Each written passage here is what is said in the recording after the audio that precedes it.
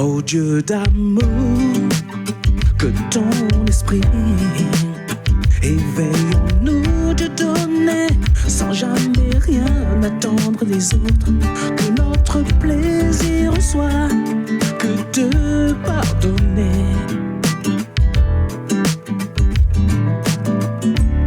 Pour le salut de tout.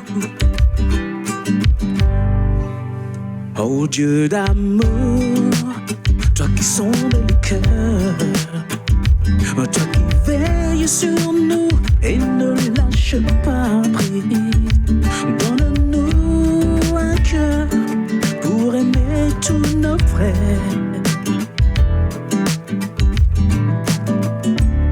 et partager le pain que tu nous donnes. Oh, j'ai tant marché sur des routes si sombres que maintenant je n'attends plus que ta main.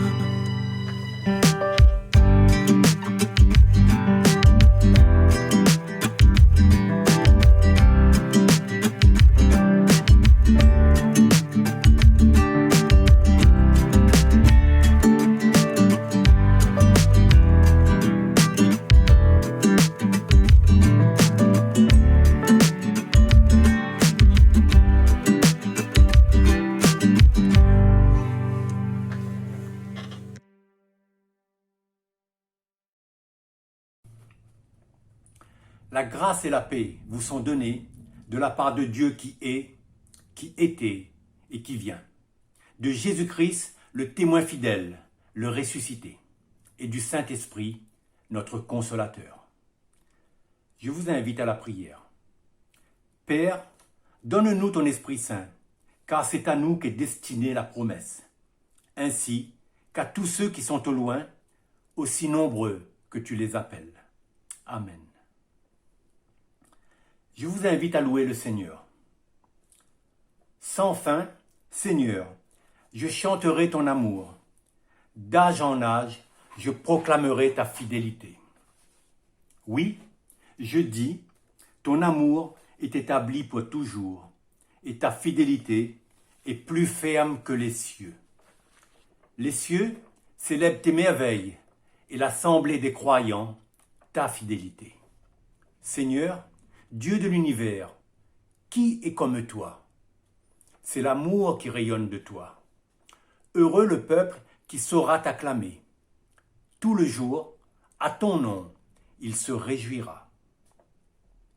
Pour louer notre Seigneur, je vous invite à chanter le cantique suivant, Au Seigneur, ta fidélité, le psaume 36.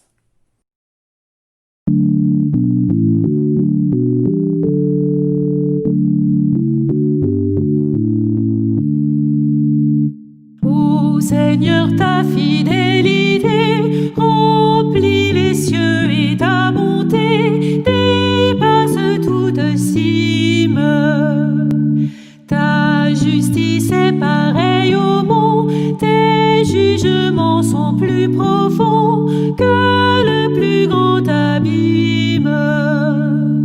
De la puissance du néant, tu veux sauver tous les vivants, toute chair, toute race. Les hommes se rassembleront autour de toi, ils trouveront leur paix devant ta face. Que précieux est ton amour dans ta demeure nuit et jour, la table est toujours prête. Et tu nourris ceux qui ont faim de l'abondance de tes biens en un repas de fête. Ta joie est comme un flot puissant à la fraîcheur de ce torrent. Nos cœurs se désaltèrent. La source de vie est en toi. Par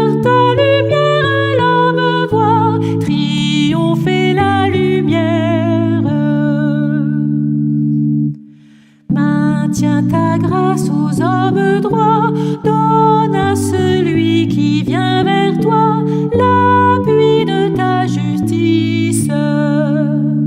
Garde-moi de tomber aux mains de ces méchants, de ces hautains, de peur que je faiblisse. Car ils voudraient chasser les tiens, les séparer de leur soutien, de leur seule assurance. C'est fait, tu les as renversés, ils ne pourront se relever. Gloire à ta délivrance.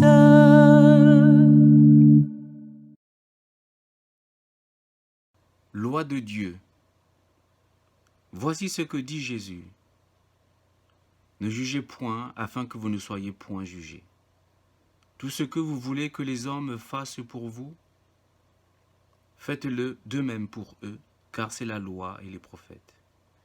Entrez par la porte étroite, car large est la porte, spacieux est le chemin qui mène à la perdition, et il y en a beaucoup qui rentrent par là. Mais étroite est la porte, resserré le chemin qui mène à la vie, et il y en a peu qui les trouvent. Cherchez premièrement le royaume et la justice de Dieu, et toutes choses vous seront données par-dessus. Ne vous inquiétez donc pas du lendemain, car le lendemain aura soin de lui-même. À chaque jour suffit sa peine. Confessons nos péchés. L'amour de Dieu nous appelle maintenant à la repentance.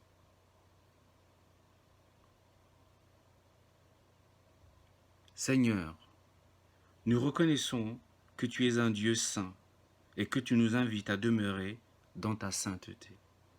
Par ta grâce, tu nous as donné tes commandements pour que nous les observions. Mais Seigneur, nous reconnaissons que malgré l'accessibilité de tes commandements, nous sommes incapables de les mettre en pratique. Seigneur, nous reconnaissons que constamment nous désobéissons à ta loi et que nous n'agissons pas selon ta volonté. Mais dans ton amour, tu nous appelles à la repentance. Et c'est à cause de ton appel que nous nous humilions devant toi pour te demander pardon de t'avoir offensé par nos fautes et nos manquements. Seigneur, pardonne-nous et relève-nous afin que nous puissions répondre à ta volonté. Déclaration du pardon et action de grâce. Je vous invite à écouter la parole de grâce, la parole du pardon. L'Éternel Dieu est tendresse et pitié, patient et d'une immense bonté. Il ne fait pas constamment de reproches, il ne garde pas éternellement rancune. Il nous rappelle sans cesse qu'il est lent à la colère et riche en bonté. Il nous dit aussi que si nos péchés sont comme le cramoisi, ils deviendront blancs comme de la neige. S'ils sont rouges comme le pourpre, ils deviendront comme la laine. Voici une bonne nouvelle que nous pouvons recevoir avec joie, c'est que Jésus-Christ est venu pour pardonner et sauver le pécheur. Pardonnés et libérés, je vous invite à confesser la foi chrétienne avec le symbole des apôtres. Je crois en Dieu, le Père Tout-Puissant, Créateur du ciel et de la terre. Je crois en Jésus-Christ, son Fils unique, notre Seigneur, qui a été conçu du Saint-Esprit et qui est né de la Vierge Marie. Il a souffert sous Ponce Pilate, il a été crucifié, il est mort. Il a été enseveli, il est descendu aux enfers. Le troisième jour, il est ressuscité des morts, il est monté au ciel, il siège à la droite de Dieu le Père Tout-Puissant. De là, il viendra pour juger les vivants et les morts. Je crois au Saint-Esprit, je crois à la Sainte Église universelle, la communion des saints, la rémission des péchés, la résurrection de la chair et la vie éternelle. Amen. Et je vous invite à louer le Seigneur avec le cantique « Seigneur reçois, Seigneur pardonne ».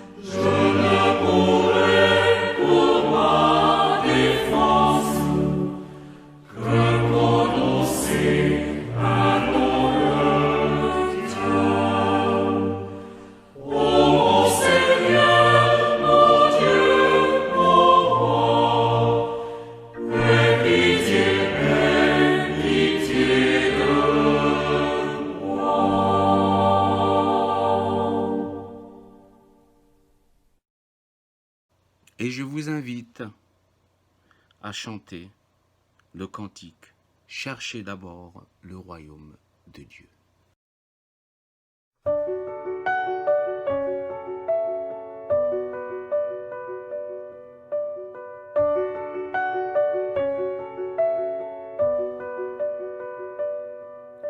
Cherchez d'abord le royaume de Dieu et sa justice,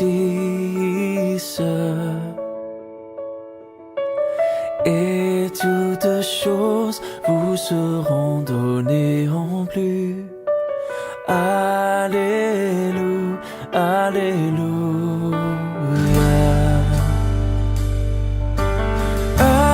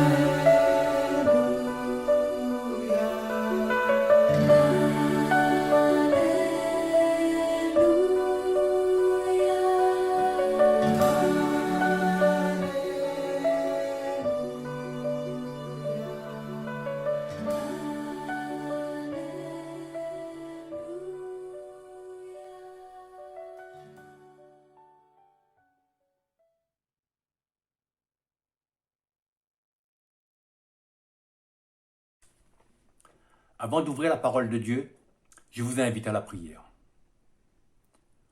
Seigneur, ta parole est force dans nos faiblesses, lumière dans notre nuit, vérité dans nos doutes, vie dans notre mort. Tu nous la confies aujourd'hui, qu'elle nous renouvelle et nous garde dans l'amour de Jésus, notre Sauveur. Amen. La prédication de ce jour est tirée du chapitre 10 de 2 Rois. Nous n'allons pas lire tout le chapitre, mais je vous invite à le lire ultérieurement. Je lis dans 2 Rois 10, les versets 15 à 17. Étant parti de là, il rencontra Jonadab, fils de Récab, qui venait au-devant de lui. Il le salua et lui dit : « Ton cœur est-il sincère, comme mon cœur l'est envers le tien ?» Et Jonadab répondit : « Il l'est. » « S'il l'est, répliqua Jéhu, « donne-moi ta main. » Jonadab lui donna la main. Et Jéhu le fit monter auprès de lui dans son char et dit : « Viens avec moi, et tu verras mon zèle pour l'Éternel. » Il l'emmena ainsi dans son char. Lorsque Jéhu fut arrivé à Samarie, il frappa tous ceux qui restaient d'Akab à Samarie, et il les détruisit entièrement, selon la parole que l'Éternel avait dite à Élie. Une autre lecture dans l'évangile de Jean, au chapitre 16, le verset 33. Jésus dit : « Je vous ai dit ces choses, afin que vous ayez la paix en moi. Vous aurez des tribulations dans le monde, mais prenez courage, j'ai vaincu le monde. » Une autre lecture dans le livre de l'Apocalypse, au chapitre 3, les versets 19 à 22. Jésus dit : « Moi, je reprends et je châtie tout ce que j'aime. Aie donc du zèle et repens-toi. Voici, je me tiens à la porte et je frappe. Si quelqu'un entend ma voix et ouvre la porte, j'entrerai chez lui, je souperai avec lui et lui avec moi. Celui qui vaincra, je le ferai asseoir avec moi sur mon trône, comme moi j'ai vaincu et me suis assis avec mon Père sur son trône. Que celui qui a des oreilles entende ce que l'Esprit dit aux églises. » Fin de la lecture de la parole de Dieu. Seigneur, ta parole est la vérité. Sanctifie-nous par ta vérité. Amen.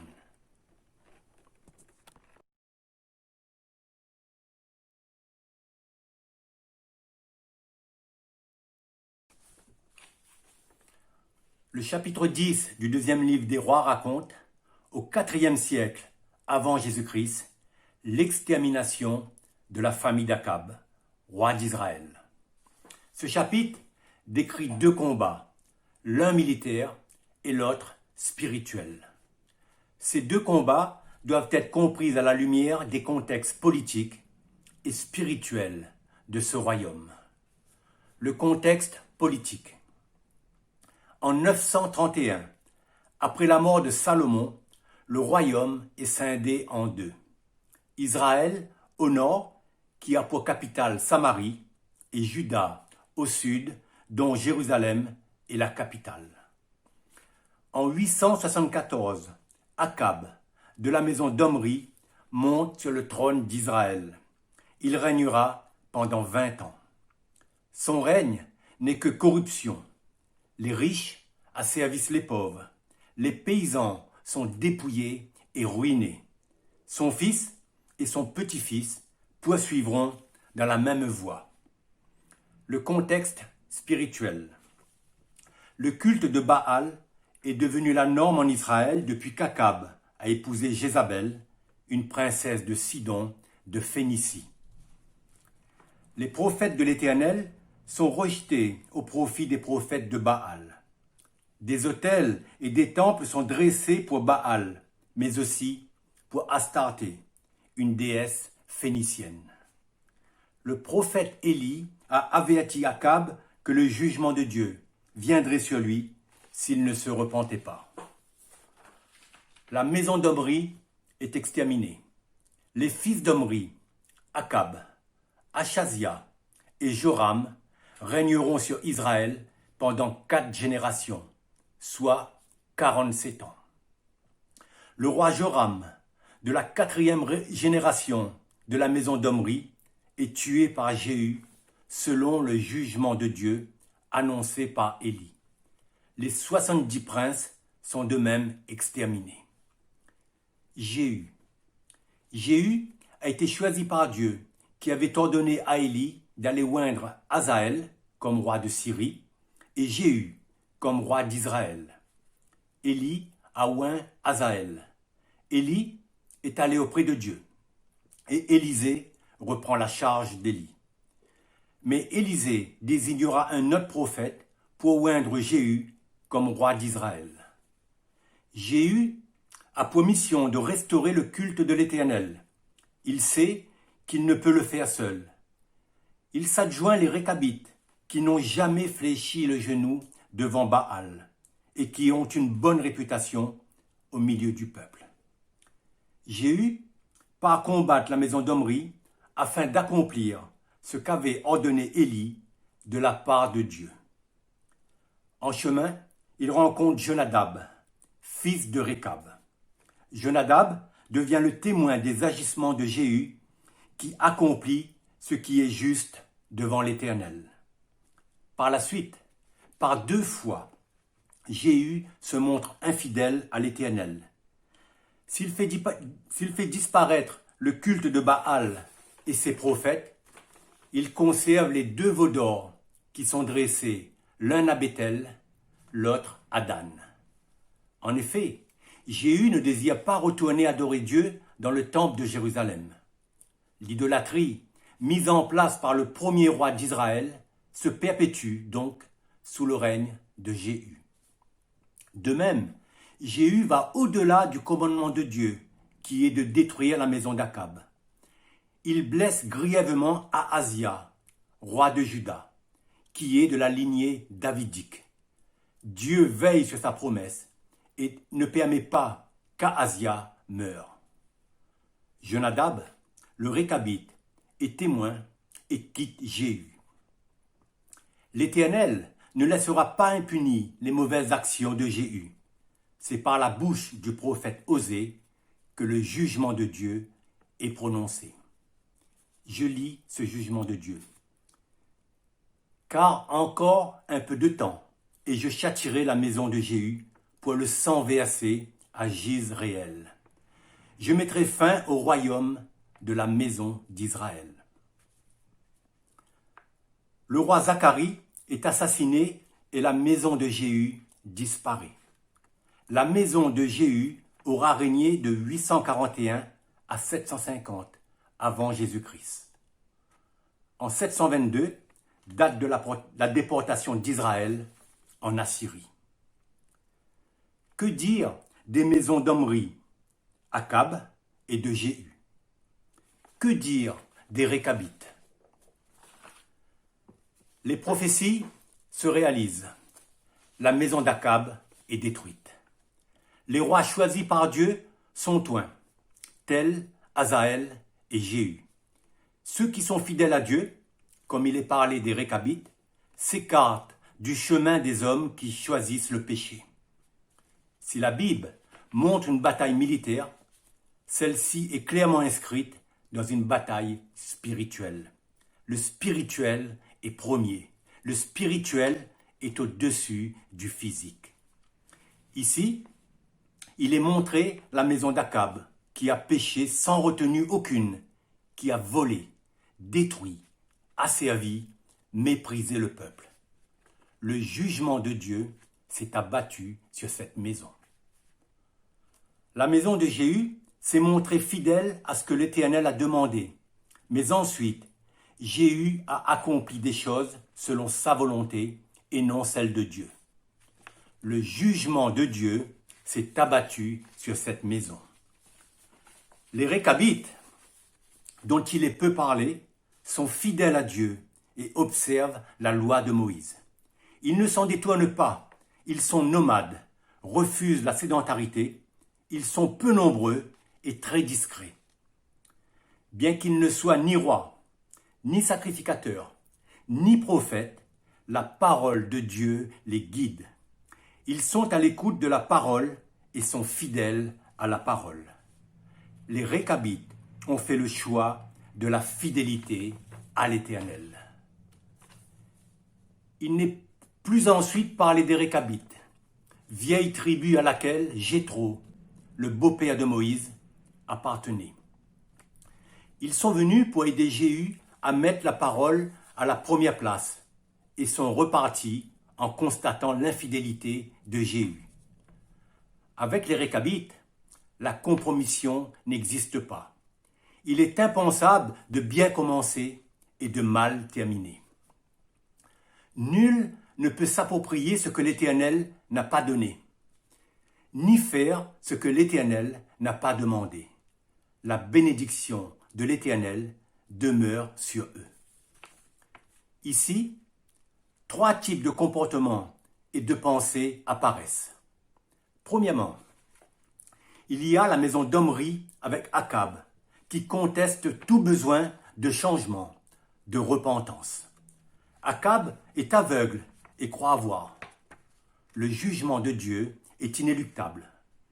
Aujourd'hui, à moins de ne pas vouloir voir, nul ne peut dire qu'il ne voit pas des Akab et des Jézabel agir dans le monde. Jésus encourage l'Église et dit à ceux qui croient en lui, « Prenez courage, j'ai vaincu le monde. » Les prophètes ont été persécutés, exécutés, car ils parlaient de la part de Dieu.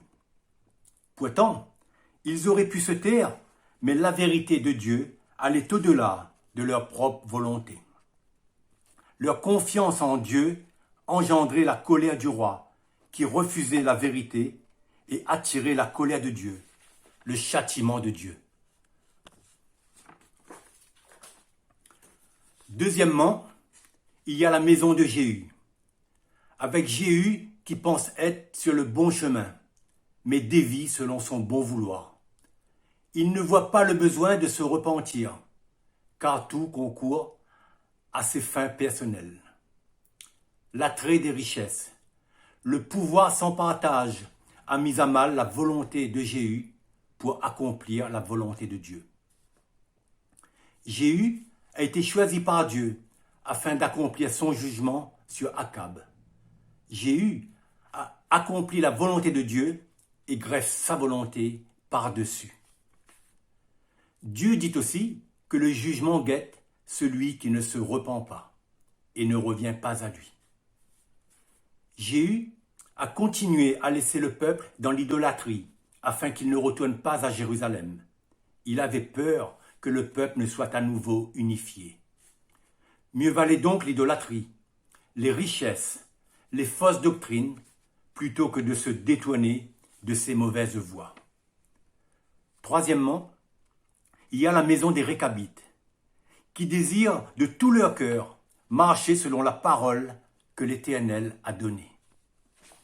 Ils se purifient, ont du discernement et de la sagesse. L'humilité les conduit. Les Récabites n'ont eu de cesse d'écouter la parole de Dieu et de la mettre en pratique. Le psaume 1 dit, je lis, « Heureux l'homme qui ne marche pas selon le conseil des méchants, qui ne s'arrête pas sur la voie des pécheurs, et qui ne s'assied pas en compagnie des moqueurs, mais qui trouve son plaisir dans la loi de l'Éternel et qui la médite jour et nuit. » C'est ce que les Récabites ont fait depuis Moïse. Après avoir marché avec Jéhu, ils partent, car Jéhu a accompli sa volonté par-dessus celle de Dieu. Le jugement concernant Jéhu ne concerne pas les Récabites. Même s'ils ont été ensemble pour accomplir un jugement, les Récabites retournent à l'anonymat quant aux hommes, mais pas quant à Dieu. Le jugement ne viendra pas sur eux, car ils savaient qu'ils ne devaient pas marcher selon le conseil des méchants. En l'occurrence, ici, selon le conseil de Jéhu. Ils auraient pu avoir des postes clés dans le royaume de Jéhu, mais ils ont refusé, car cela aurait été de la compromission. La semaine dernière, Armel a raconté une histoire concernant des chrétiens qui désiraient entendre Dieu leur parler, et la réponse qui leur avait été donnée était « Vous voulez entendre Dieu parler ? Lisez la Bible à voix haute. Dieu parle et tout chrétien doit écouter.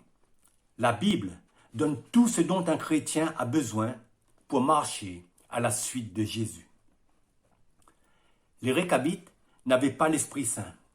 Ils n'étaient ni rois, ni sacrificateurs, ni prophètes, mais leur désir de vivre conformément à la volonté de Dieu était ancré en eux.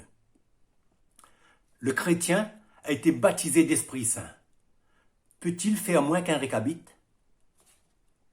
La sagesse, le discernement et l'humilité d'un chrétien seraient-elles moindres que celles d'un Récabite ? Il est écrit que le chrétien a été scellé par le Saint-Esprit pour le jour de la rédemption. Éphésiens 4:30. Scellé, le chrétien doit vivre conformément à ce que le Saint-Esprit lui enseigne et ne pas l'attrister. Éphésiens 4:30. Dieu rappelle à tous ceux qui se réclament de lui qu'il reprend et châtie ceux qu'il aime. Il attend d'eux du zèle et de la repentance. Apocalypse 3:19. Si quelqu'un entend ma voix et ouvre la porte, j'entrerai chez lui. Apocalypse 3:20. Jésus demande à tout chrétien de vaincre comme lui a vaincu. Apocalypse 3:21. Il a été lu dans Jean précédemment. Prenez courage, j'ai vaincu le monde. Ces trois types de comportements et de pensées sont toujours présents aujourd'hui. L'homme n'a pas changé. Son cœur est toujours rebelle à Dieu et désire une complète autonomie, quitte à se détruire et à se détruire pour l'éternité. Que conclure pour l'Église d'aujourd'hui face à tous ces types de comportements? Aujourd'hui, tout chrétien peut s'interroger de ne pas pouvoir se rassembler dans une église alors que les grandes surfaces sont ouvertes et drainent une population nombreuse. Les lieux de culte ne semblent pas être en odeur de sainteté. La foi doit relever du privé. C'est un combat pour l'Église que de ne pouvoir se rassembler, d'avoir une communion fraternelle. Les chrétiens sont persécutés dans bien des pays, et ceux-ci sont même de plus en plus nombreux. Qui s'en inquiète? Des guerres éclatent en tout lieu. Des attentats sont commis dans les pays occidentaux. Aujourd'hui, comme du temps d'Akab, les riches deviennent plus riches, les pauvres plus pauvres. Ceux qui croyaient encore pouvoir vivre sont confrontés à des décisions administratives sans fondement qui les conduisent à la faillite. Les restrictions de liberté s'accumulent les unes après les autres. Lorsque la ruine et le désespoir frappent le peuple, celui-ci se révolte. Il est aussitôt réprimé. Rien n'a changé. L'histoire d'Akab, avec son amour du pouvoir et de l'argent, sont toujours présents. Le mépris pour les petites gens se fait ressentir. Le culte de Mammon, c'est-à-dire le dieu de l'argent, est la norme dans ce monde. Les chrétiens sont déconsidérés et doivent devenir transparents. Il faut tenir ferme pendant la tempête et regarder à Jésus. Ce monde n'a rien à offrir aux élus. Les chrétiens ont tout en Christ. Bien que ce soit humain, le chrétien doit s'efforcer de ne pas céder à la peur, l'angoisse ou le désespoir. Il peut se questionner sur son avenir terrestre, mais sa fidélité à la parole de Dieu, sa confiance en Dieu, lui permet de supporter et de dépasser toutes les crises du monde. Si les chrétiens doivent obéir aux autorités, ils doivent se rappeler les propos des apôtres devant les Sanhédrines. Pierre et les apôtres répondirent « Il faut obéir à Dieu plutôt qu'aux hommes » et continuer d'annoncer la parole de Dieu. Actes 5, 29. Que Dieu ne permette pas que le chrétien entre en tentation et finisse par succomber à l'esprit du monde. Que celui qui a des oreilles entende ce que l'Esprit dit aux églises. Il faut rester au pied de Jésus comme Marie. C'est ce qui a été rappelé dans le message de la semaine dernière. C'est la bonne part qui ne sera pas ôtée aux chrétiens. Frères et sœurs, comme les Récabites ont fait le choix de la fidélité à l'Éternel, nous aussi faisons le même choix. C'est un combat spirituel que nous vivons et Dieu nous a équipés en conséquence. Ne pensons pas obtenir gain de cause par la violence, car nous n'avons pas à lutter contre la chair et le sang, mais contre les dominations, contre les autorités, contre les princes de ce monde de ténèbres, contre les esprits méchants dans les lieux célestes. Éphésiens 6, 12. Dieu nous ordonne de revêtir toutes les armes de Dieu afin de pouvoir tenir ferme contre les ruses du diable. Éphésiens 6, 11. Qu'il s'agisse du règne d'Akab ou de tout autre roi, la parole nous enseigne que, je lis, ce qui a été, c'est ce qui sera, et ce qui s'est fait, c'est ce qui se fera. Il n'y a rien de nouveau sous le soleil. Ecclésiaste 1, 9. Nous croyons que Dieu est tout-puissant, qu'il est le Créateur et qu'il règne. Le prophète Ésaïe le rappelle. Je lis, « Voici, les nations sont pareilles à une goutte d'eau qui tombe d'un seau. Toutes les nations sont devant lui comme un rien. Elles ne sont pour lui que néant et vanité. » Ésaïe 40, les versets 15 à 17. Que Dieu garde chacun d'entre nous dans ce temps d'éloignement et d'épreuve. Que la solitude n'entame pas notre foi. À cause du don de Jésus à la croix, levons les yeux vers lui. Écoutons-le et élevons les paroles de reconnaissance vers l'Éternel qui prend soin de ses enfants. À Dieu seul soit toute la gloire. Amen.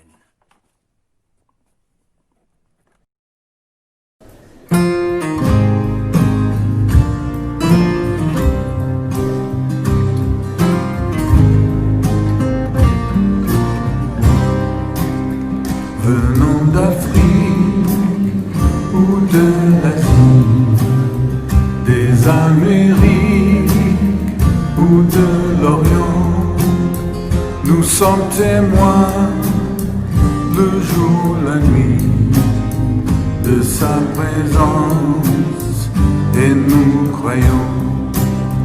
De jour en jour, nous faisons face à l'adversaire, mais nous savons que Jésus vit et par sa grâce à contre-courant, nous croyons, nous croyons.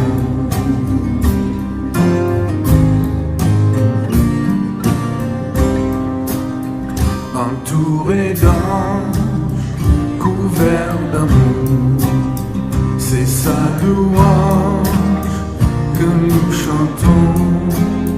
Jésus sera notre secours, il a promis, nous le croyons.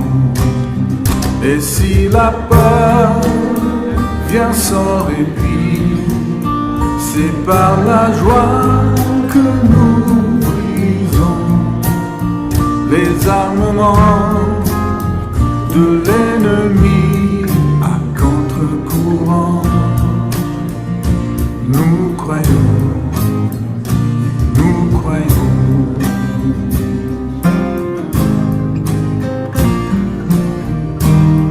La création entière est signée de sa main, sa touche finale est gravée sur la croix.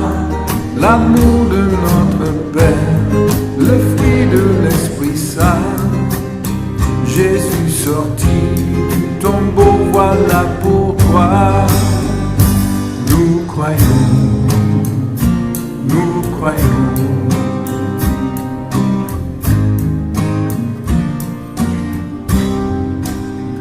Face au danger, nos cœurs tremblent, c'est vers le ciel que nous marchons, car son royaume est notre asile.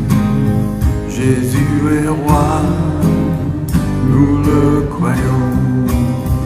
Le jour viendra où prosterner toute nation reconnaîtront sa royauté, sa vérité à contre-courant. Nous croyons, nous croyons.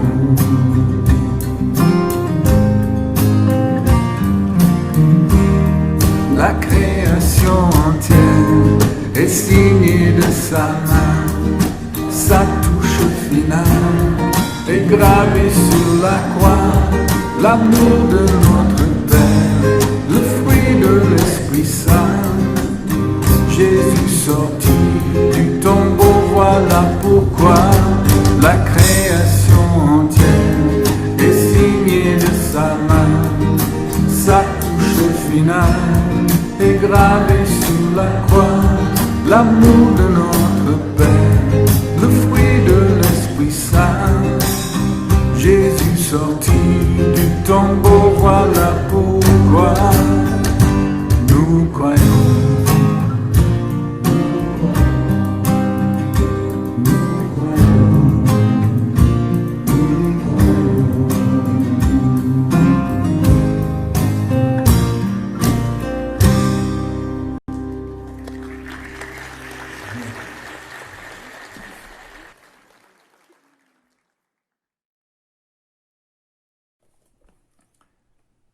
Je vous invite à la prière d'intercession.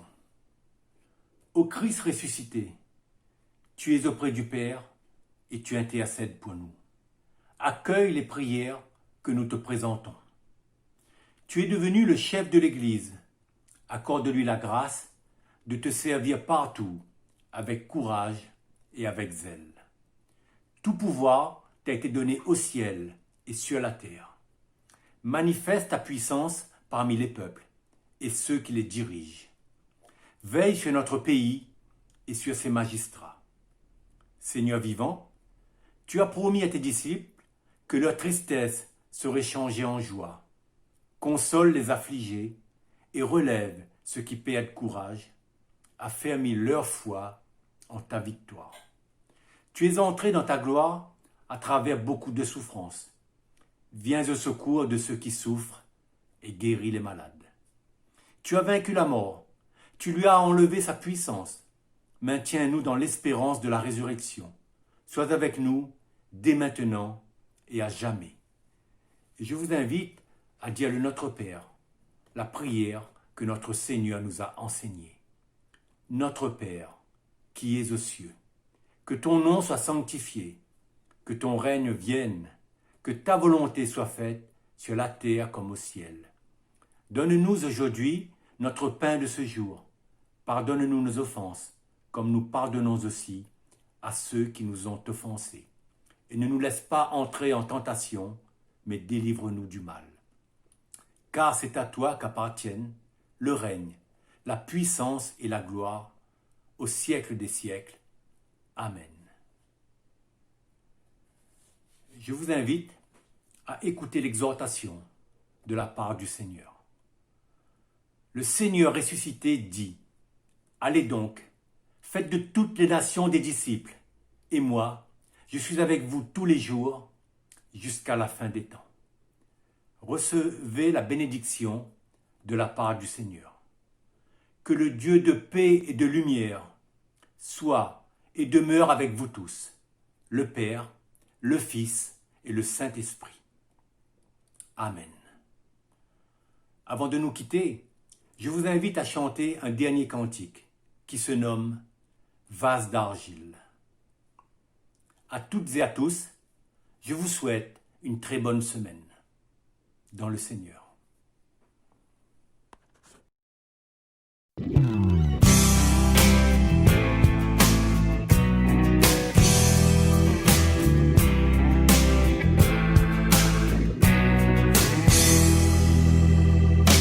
Nous sommes tous accablés, mais jamais écrasés, souvent désemparés, mais non désespérés. Nous sommes persécutés, mais non abandonnés, parfois mais terrassés, mais non pas anéantis.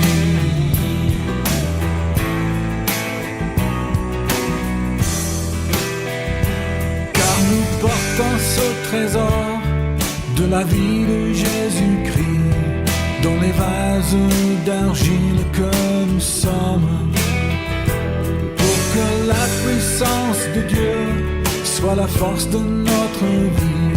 C'est en lui que nous nous confions. Nous sommes tous accablés, mais jamais écrasés, souvent désemparés, mais non désespérés. Nous sommes persécutés, mais non abandonnés, parfois mais terrassés, mais non pas anéantis.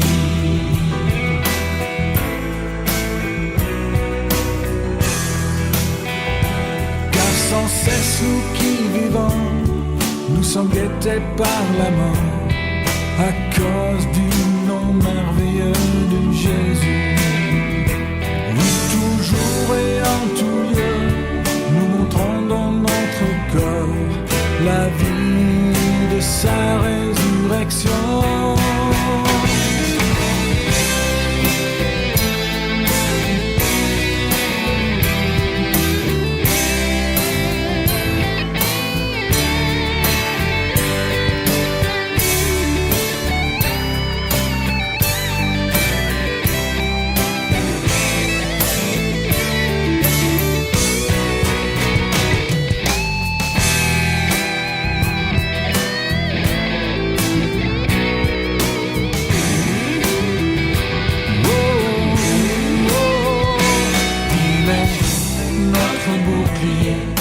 Il est plus fort que nous, il est notre courage, fidèle jusqu'au clou. Si la mort l'a trouvé,